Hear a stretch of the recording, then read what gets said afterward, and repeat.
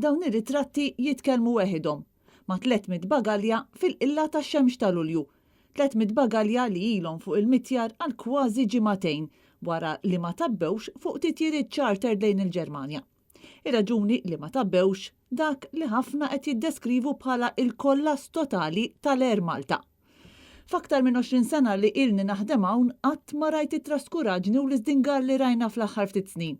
Qed iħallu kollox jiżdinga qishom apposta.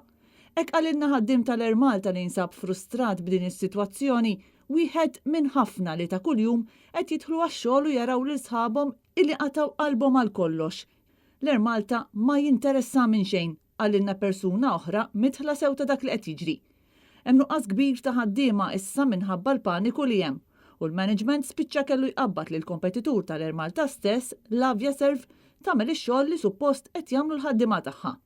U fil-waqt li l-kriżi tal-Linja Nazzjonali tal-Ajru qiegħda kull ma jmur tikber, kien propju il-President tal-MHRA Tony Zara li tkellem dwar l-importanza strateġika tal-Air Malta għal pajjiżna.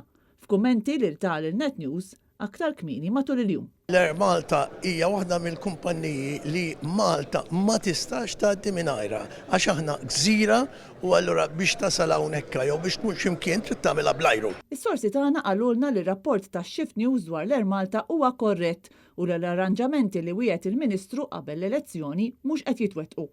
F'Jannar il-Ministru tal-Finanzi Clyde Caruana kien ħabbar li l-Gvern kien se jniedi skema ta' rilokazzjoni lil ħaddiema tal-Air Malta fejn dawn setgħu jażlu li jieħdu impjieg ieħor mal-Gvern bilan li jonqos il-pis minn fuq il-Linja Nazzjonali tal-Ajru.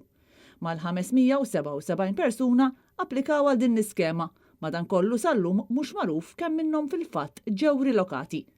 Skont il-General Workers Union, sa Ġunju, minn total ta' 350, kienu inqas minn 10 l-ħaddiema tal-ground handling li ngħataw xogħol alternattiv. Aħna mal-agreement kif kont għatlek qabel ħanżommu mal-agreement. Il-Gvern intrabat li sa 12 ta' Awwissu, jiġifieri 3 ġimgħat oħra, ikun irriloka lil ħaddiema kollha.